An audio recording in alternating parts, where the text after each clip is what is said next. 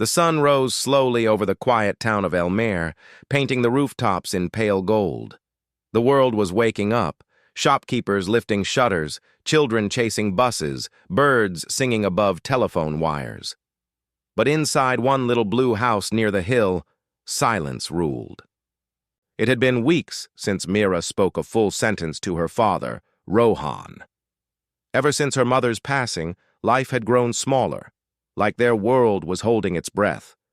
Her father used to hum while cooking breakfast, tell her silly jokes, ask about her drawings. Now he just worked. He came home late, ate quietly, and said the same line every night.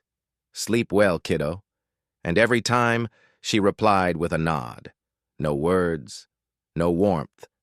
Because somewhere deep inside, she had started to believe he didn't care anymore. It started with something small, a missed school recital.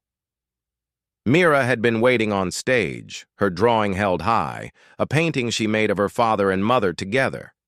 He never came. When she got home, he was asleep on the couch, work files spread around him. Her little hands clenched the painting so tight it tore at the corner. From that night on, silence became her protest. Every dinner was quiet. Every morning, 2 bowls sat across from each other. One full, one untouched. Rohan noticed. But grief had its own cruel way of trapping him.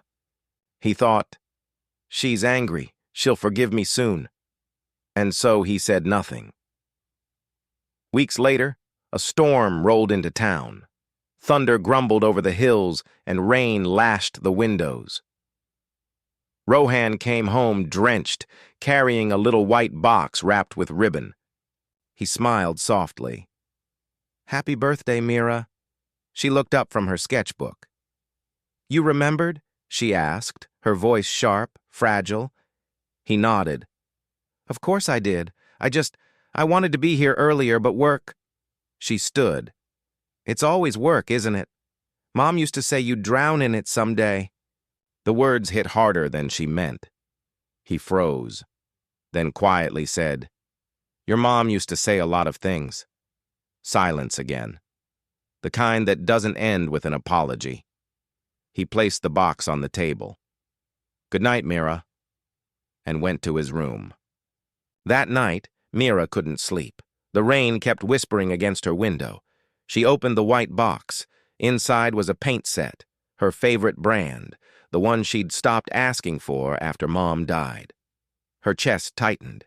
She flipped through her sketchbook, and tears fell when she saw what she'd drawn earlier that day, a picture of herself standing alone at a window, watching her father walk away into the rain. She whispered, "I didn't mean it." When she woke up, the house was quiet again. Too quiet. Her father's shoes were gone, his jacket too. On the kitchen counter, a small note sat beside an umbrella. "Had to leave early for a meeting out of town. Back by evening. Don't skip breakfast. Love you, Dad." She smiled faintly, feeling guilt lift just a little. Maybe tonight, she thought, I'll say sorry. By noon, the rain returned, heavier this time. She was painting when the phone rang. It was her father's office. A voice said words she couldn't understand at first. Accident, highway, heavy rain, rescue team still searching. The brush fell from her hand. The colors on her canvas began to blur as her tears hit the paper. She ran out into the storm, barefoot, not knowing where to go, just running toward the road that led to the city. Her voice cracked in the wind. "Papa, please come back. I didn't mean it." By evening, she reached the bridge where the accident had happened. The police were there, cars flashing blue in the mist. She saw his bag lying near the railing, soaked but intact. Inside it, a thermos of her favorite hot chocolate and a folded paper. Her hands shook as she opened it. It was a letter, written in her father's handwriting.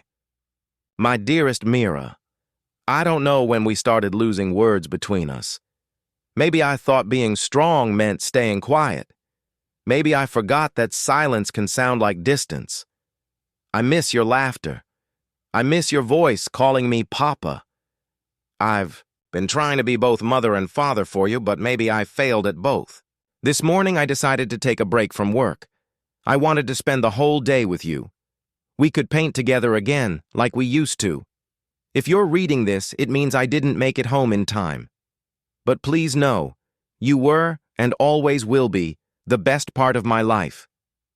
Never hold back your words, Mira. The world doesn't wait forever to hear them. Love always, Dad.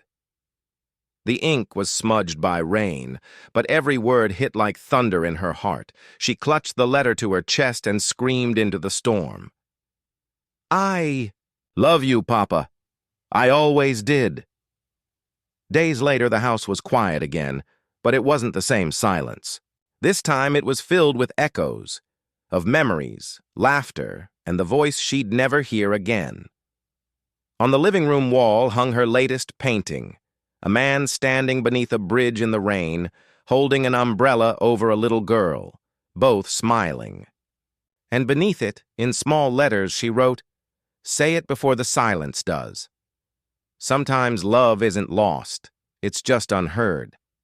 We wait for the right moment to say the words that could heal, but life doesn't promise another sunrise to speak them.